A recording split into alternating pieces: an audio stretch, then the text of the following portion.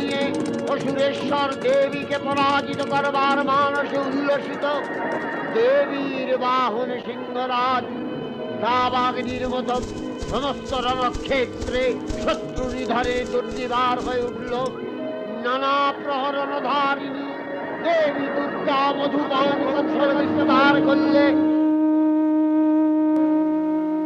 দুর্গা মহিষাসুরকে শূলে বিদ্ধ করেছেন, আর খড়গ নিপাতে দৈত্যের মস্তক ভুলুণ্ঠিত।